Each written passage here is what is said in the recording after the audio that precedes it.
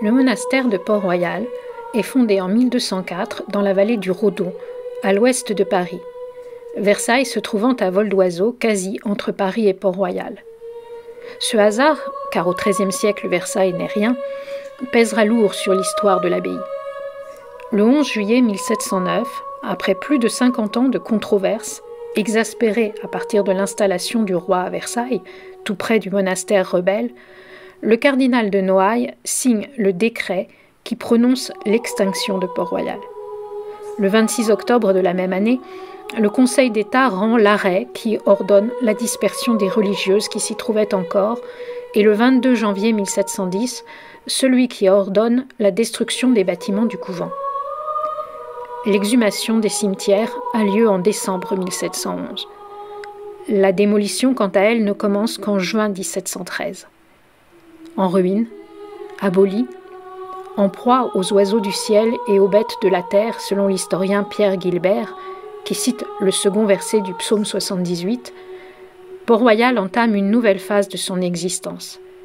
Mémorielle, légendaire.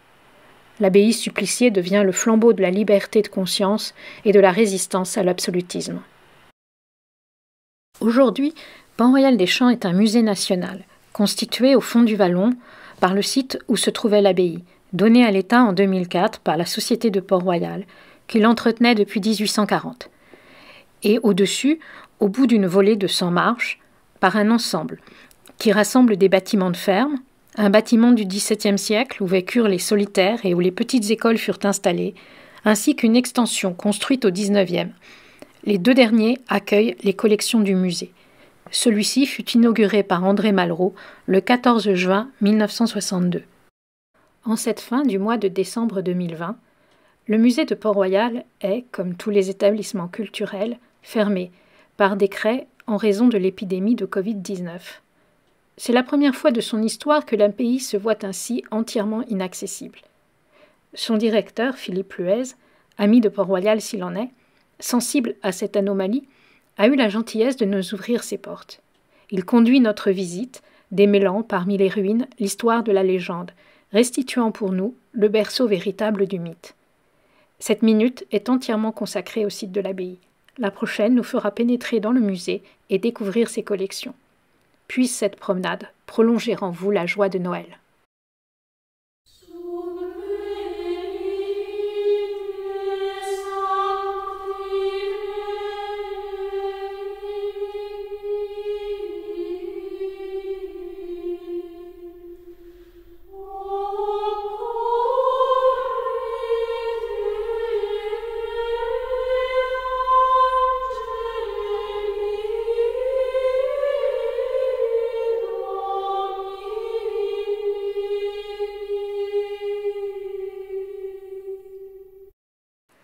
À l'exception du dessin de Philippe de Champaigne que vous voyez à l'écran, récemment identifié, et qu'on peut dater du milieu des années 1650, il n'existe aucune représentation picturale de Port-Royal antérieure à sa destruction. Tableaux ou gravures, peints de mémoire, souvent dépendants les uns des autres, sont à la fois ressemblants et tous différents, notamment quant à leurs proportions et à la manière dont ils logent le monastère dans le site. On y repère les murs d'enceinte et leurs tours de guet, construits par les solitaires pendant la Fronde, le cloître, l'église, le pigeonnier, les bâtiments conventuels, l'hôtel édifié par Madame de Longueville pour y passer ses retraites aux champs. La plupart de ces représentations font apparaître une vaste pièce d'eau, qui n'est pas le vivier, longiligne, et qu'on voit face à elle. Elle était bien mystérieuse pour les visiteurs du XXe siècle. Il s'agit de l'étang que les religieuses y firent aménager en s'installant à Port-Royal. Il dessine le paysage du monastère jusqu'à sa destruction. C'est d'ailleurs souvent par rapport à lui que les peintres orientent leur composition. L'ignore-t-on, ces tableaux anciens sont incompréhensibles. Les broussailles, peu à peu, avaient fait disparaître l'étang. Son réaménagement fut un des premiers chantiers que Philippe Luez conduisit.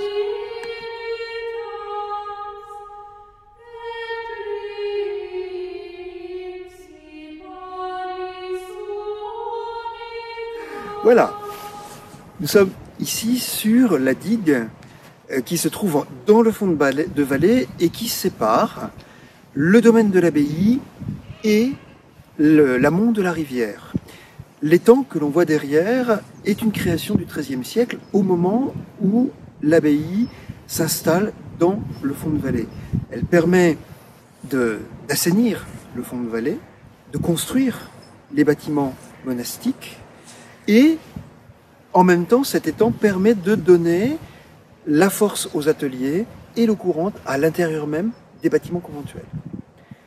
Cet étang, il avait complètement disparu au XIXe siècle parce que lorsque M. Sylvie s'installe dans l'ancien moulin de l'abbaye et qu'il y fait sa maison, il fait assécher l'étang. Cet étang n'a été retrouvé qu'il y a une vingtaine d'années et c'est seulement depuis 10 ans que nous avons pu le remettre en eau. C'était une sorte de redécouverte absolue parce que les plans montraient où se trouvait l'étang des religieuses. On savait où il était. Il a fallu dégager toutes les plantes qui s'y étaient installées depuis plus de 100 ans. Et c'est seulement après avoir dégagé l'ensemble de la végétation que l'eau est revenue. Lorsque la paysagiste qui avait relocalisé l'étang et qui avait conseillé qu'on restaure cet étang est revenue, elle a eu ce mot et qui est un mot très important. Je savais où était l'étang, mais je n'imaginais pas quelle serait la lumière qu'il donnerait sur l'abbaye. Remettre l'étang en eau, c'est rendre sa lumière à l'abbaye. L'étang est ici, et donc cet étang s'appuie sur une digue, on est directement en contact avec les bâtiments monastiques, c'est un des deux schémas classiques des abbayes cisterciennes. Et de l'autre côté de la digue, on trouve encore quelques bâtiments qui sont des bâtiments qui datent de cette période. La remise ici est une remise qui intègre une partie de la maison du chapelain et qui a été agrandie au XIXe siècle pour en faire une grange, une remise. Elle vient s'appuyer sur le pigeonnier qui est le bâtiment le plus emblématique du monastère et un des bâtiments qui a survécu à la destruction. Il est emblématique parce qu'il signale que les religieuses de Port-Royal avaient reçu de la fondatrice, Maud Garland, le droit de justice et qu'elles étaient seigneurs de leur terre. C'est donc un objet qui leur donne une autorité sur le domaine qu'elles occupent ici en Vallée de Chevreuse. Et puis, au pied de ce pigeonnier, dans les broussailles, ici, on a encore, jusqu'au haut du toit, l'emplacement des anciens ateliers, comme à Fontenay, c'est-à-dire les espaces techniques de l'abbaye, les tanneries et les moulins, et un certain nombre d'autres équipements qui eux aussi ont survécu, et eux ont survécu jusqu'à la fin de la Deuxième Guerre mondiale, et c'est seulement dans les années 50 que malheureusement les toits se sont effondrés.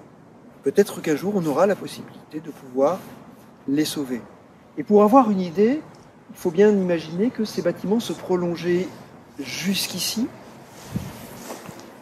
jusqu'à ce petit appentis qui reste encore et qui est le dernier témoignage de ces bâtiments d'atelier, venant s'appuyer sur un dernier bâtiment qui est en fait l'ancien moulin de l'abbaye et qui prend directement son eau à travers la digue sur laquelle nous nous trouvons.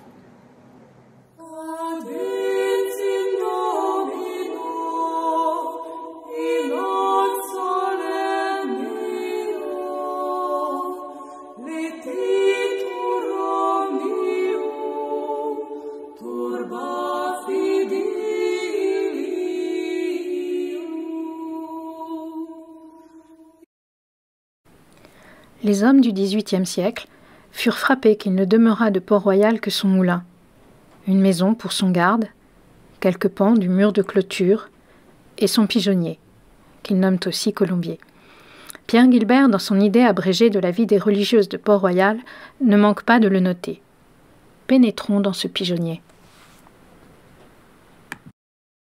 Ici, l'intérieur du pigeonnier de Port-Royal, où il reste encore quelques trous de moulin, qui étaient donc les nichoirs pour les pigeons. Au centre, le grand mât qui recevait l'échelle, laquelle échelle permettait, en tournant sur l'axe, de pouvoir atteindre l'ensemble des lignes. La charpente semble être une charpente d'origine, elle a été restaurée magnifiquement il y a 20 ans et elle ne bouge pas, elle est absolument parfaite.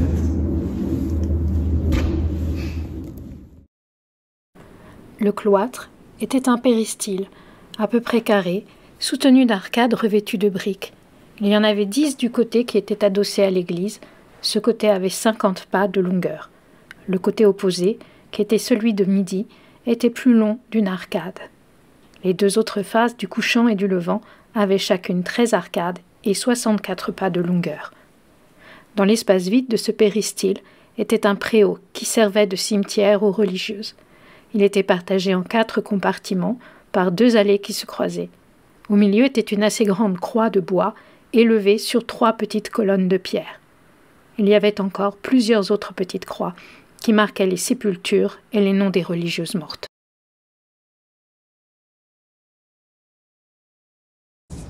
Philippe, tu nous expliques à quoi correspond cet endroit et la croix que nous voyons derrière nous? Nous sommes ici dans l'ancien cloître de l'abbaye de Port-Royal. Le cloître a été rematérialisé par ces allées de tilleuls qui sont tout autour. Au début, je pensais que c'était un aménagement tardif. Oui, ça a été planté à quel moment? Et en fait, il y a une série de dessins à Carnavalet qui datent des années 1850. Ah oui. Ça veut dire qu'on est sur un aménagement Napoléon III. C'est les toutes premières années de l'arrivée d'Augustin Gazier et de sa prise en main du domaine, rematérialiser l'endroit où se trouvait le cloître. Curieusement, sur les images anciennes, le cloître est représenté comme étant aussi le cimetière, ce qui est une certaine forme d'anomalie. J'avoue ne pas avoir vu tellement d'autres exemples de monastères qui puissent avoir leur cimetière au centre. C'est documenté.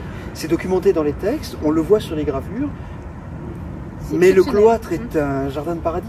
Donc c'est très étonnant que Port-Royal ait choisi de mettre un des cimetières au centre de son cloître. Donc c'est un peu, voilà, une sorte de bizarrerie de l'histoire de Port-Royal. Surtout que c'est censé se trouver, être configuré de cette manière depuis le XIIIe siècle. On nous explique que les premières religieuses seraient enterrées dans le cloître, et alors que ça n'est pas la norme dans la vie monastique traditionnelle. Donc on est sur une représentation peut-être double. Le jardin de paradis, c'est finalement le lieu de l'attente de la vie eschatologique pour les religieuses, qui expliquerait pourquoi elles se font enterrer au milieu de leur cloître. Mais ça reste quelque chose de tout à fait étonnant. Simplement, là aussi, pour rematérialiser ce cloître cimetière, le 19e siècle a planté les tilleuls, et moi j'ai fait redessiner les allées pour pouvoir réussir à redonner sa matérialité au cloître. Et la petite croix derrière a été installée au moment de l'aménagement du cloître pour bien marquer qu'on était au centre effectivement de ce cloître et peut-être rappeler aussi la présence de l'ancien cimetière. On va s'approcher. À quoi correspond, oui, le mur là-bas? On va...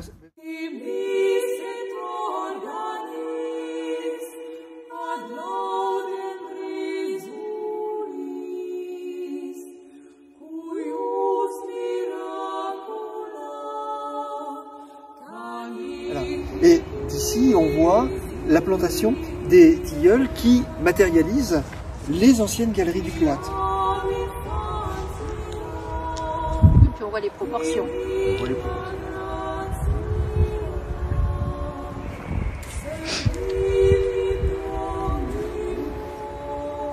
Et au débouché du cloître, on arrive au niveau de l'ancien transept de l'église. Donc, les volumes, globalement, sont des volumes du XIIIe siècle. Et ici, dans le creux, on se retrouve au niveau du sol du XIIIe siècle, avec quelque chose qui est probablement la sacristie, mais probablement, parce que ça peut aussi correspondre à ce qu'on appelle la ruelle des morts dans les abbayes cisterciennes. Il y a un petit détail, la ruelle des morts, c'est ce qui permet précisément de passer de l'espace du cloître aux cimetières qui, eux, sont à l'extérieur. Et donc c'est la galerie, en fait, qui permet de traverser le bâtiment conventuel. Il y a une chose tout à fait étonnante, c'est que dans le fond de ce creux archéologique, on a toujours une source qui coule. Et la source correspond exactement au lavabo qu'il y avait dans le cloître. Et ce lavabo, il est exactement placé là, sur les gravures du XVIIe siècle.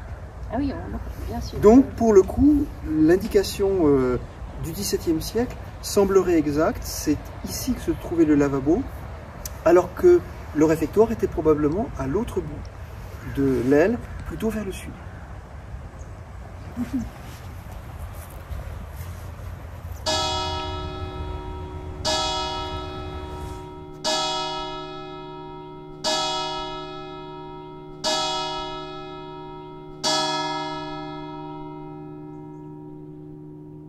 Port-Royal est au XVIIe siècle une très importante et très vaste abbaye. Il faut nourrir une nombreuse communauté et les voyageurs qui se pressent à sa porte. Un vivier doit fournir l'abbaye en poissons. Il a subsisté. Sa forme rectangulaire a été modifiée cependant pour lui donner celle d'une croix qu'il n'avait pas à l'origine. Pierre Guilbert raconte à ce propos une savoureuse anecdote. Un jour, pendant que la mère Angélique était à Port-Royal des Champs, Monseigneur l'évêque d'Aire, qui fut depuis évêque de Nantes et après de Lisieux, arriva au monastère fort tard, de sorte qu'il ne se trouva plus rien dans la maison pour lui donner à souper. Comme on était dans cette peine, on trouva sur le sable sec, auprès d'un vivier où l'on gardait du poisson, mais en un endroit où il n'y avait point du tout d'eau, 2 grosses carpes, larges, grasses et de belles couleurs, qui étaient toutes vivantes, et qui furent reçues comme de la main de Dieu. On ne se souvenait point d'alors d'avoir jamais vu qu'il se fût trouvé du poisson en ce lieu-là, et on ne l'a point encore vu depuis. Néanmoins, comme je l'ai déjà dit, nous ne voudrions pas dire formellement que ce fut une chose miraculeuse, mais au moins que c'est un effet de la Providence qui a quelque chose d'extraordinaire.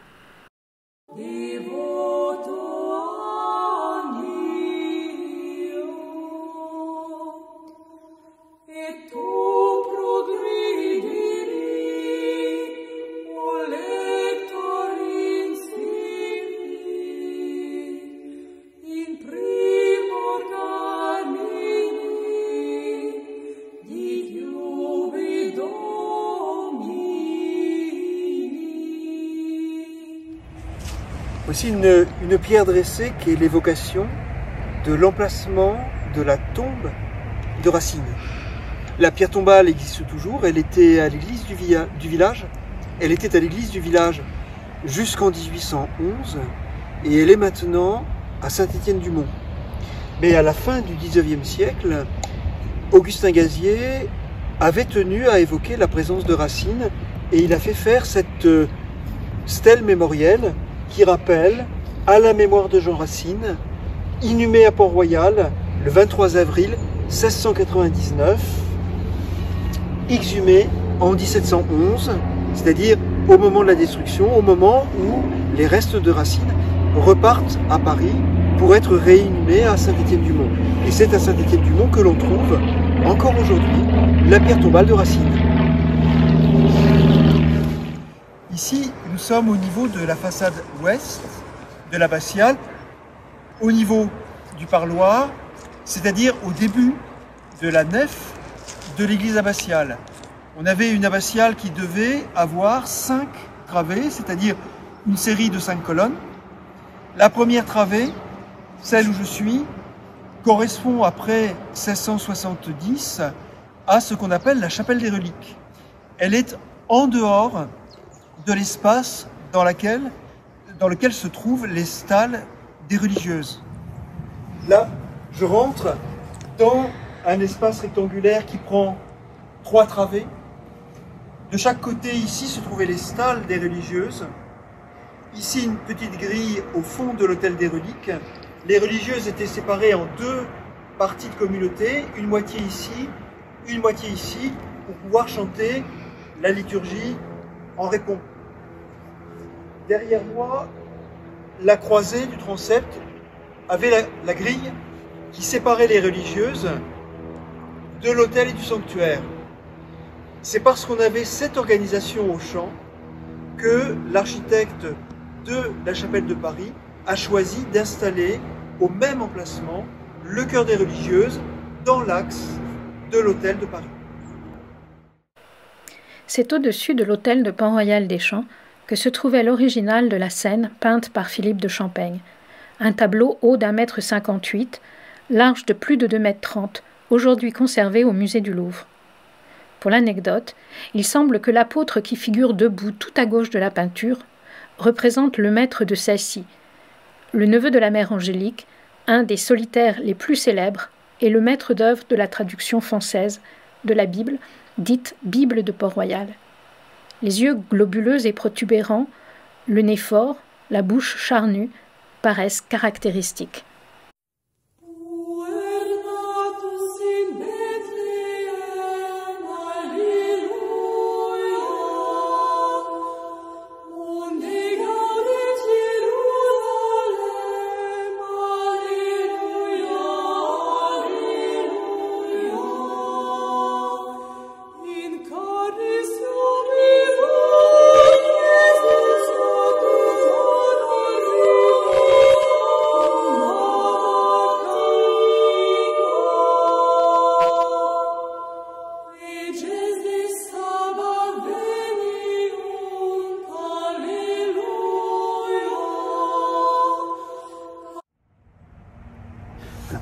Ici, on a un élément décoratif ancien de l'abbatiale du XIIIe siècle, avec cette base de colonne, un anneau, un motif de feuilles, c'est un gothique qui ressemble à celui de Notre-Dame, et dans le creux sculpté de la base, on peut deviner ici une série de perles, qui signifie pour le XIIIe siècle qu'on serait dans une abbaye de patronage royal, ce qui n'est pas le cas pour Port-Royal, mais on voit que dès le XIIIe siècle, on a tendu à ce patronage et que donc l'architecte a reçu comme commande le fait qu'il devait donner cet élément de décor. Là maintenant, nous sommes sur l'emmarchement du petit oratoire-musée construit à la fin du XIXe siècle par Mabie, qui était un des neveux des sœurs Gillet et qui avait été chargé des travaux par Augustin Gazier parce que il pensait que ça pouvait lui faciliter le travail auprès des demoiselles. Mabie s'est exécuté et a construit une petite chapelle néo-gothique avec une particularité, c'est qu'il a tenu à garder le seuil de la chapelle au niveau du XVIIe siècle, donc le niveau de 1652, et donc il a rajouté cet emmarchement qui lui permet de descendre au niveau du sol de l'abbatiale tel qu'il était au XIIIe siècle. Ce qui donne quelque chose d'un tout petit peu disproportionné avec ce podium un peu haut et cette église qui est un tout petit peu étroite parce que l'architecte n'a pas voulu construire sur les murs de l'abbatiale, il a choisi de se mettre à l'intérieur de l'abbatiale. Du coup, elle est un petit peu plus basse que ce que devait être l'église primitive du XIIIe siècle. Il faut imaginer qu'elle est construite à l'emplacement de l'autel, l'autel qu'on connaît par les gravures, et c'est sur cet autel qu'était la scène de Champaigne. Derrière, la deuxième travée, qui est sous l'abside de l'oratoire-musée, correspond en fait à la sacristie du XVIIe siècle. On a donc les deux éléments de l'église qui ont un peu disparu derrière cette chapelle. Cette petite chapelle, elle était en très mauvais état il y a 10 ans. Elle a pu être restaurée entre 2017 et 2019 avec un très beau résultat. C'est un joli petit bâtiment, un petit peu étroit à l'extérieur, qui brouille un peu la vision du site du XIIIe siècle, mais qui conserve de jolies proportions et surtout l'esprit du tout premier musée, celui créé par Augustin Gazier, avec l'ensemble des souvenirs que les fidèles de Port-Royal avaient donnés à Port-Royal dès les années 1830 et jusqu'à la fin du siècle.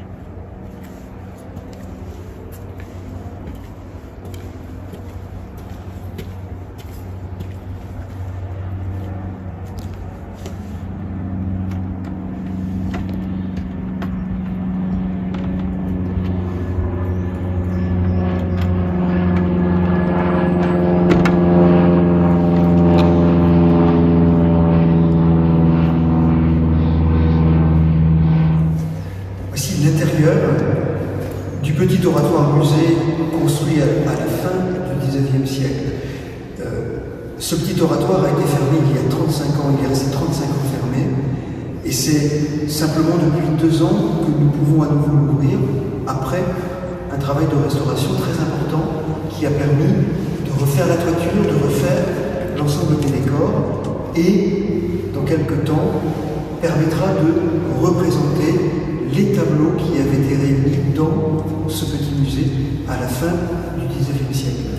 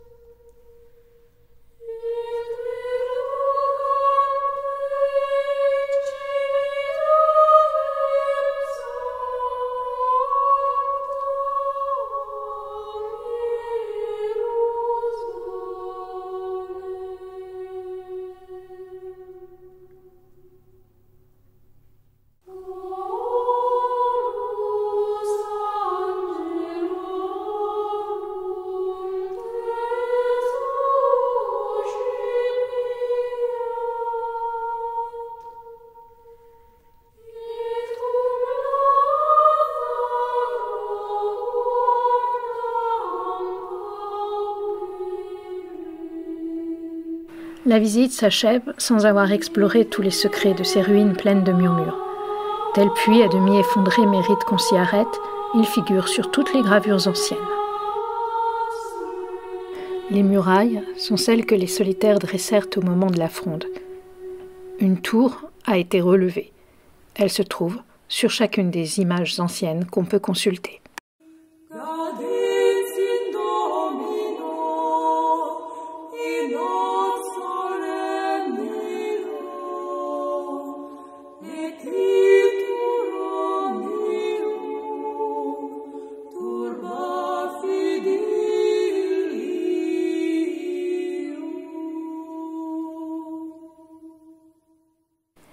Il est impossible d'embrasser Port-Royal au creux de son vallon sans songer à la vue que Philippe de Champaigne a placée derrière les mères Angélique et Agnès dans un tableau qui les réunit, sans aucun respect de la vraisemblance toutefois. Nul endroit de l'abbaye n'autorise un tel arrière-plan.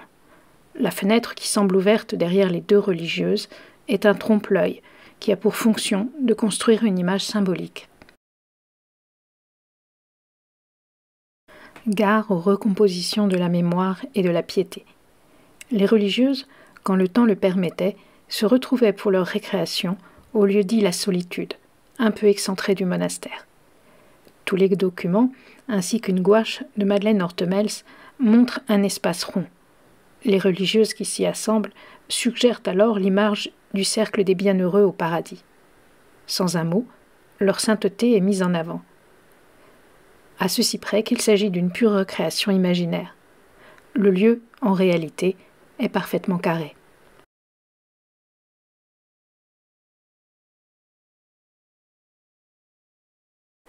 La mise en légende de Port-Royal, tôt entamée entre apologie et hagiographie, contre les faux procès et pour la plus grande gloire de Dieu et de la Mère Angélique, interdit de jamais poser un regard simple ou univoque sur ces ruines. On ne saurait les arpenter sans finir par rejoindre la petite porte et la volée des 100 marches, sans refaire le chemin que le petit Racine dut parcourir tant de fois pour regagner la maison des solitaires et les livres qu'elle abritait. Cette maison, aujourd'hui, est un musée qui garde, au miroir des livres et des peintures, le secret de Port-Royal.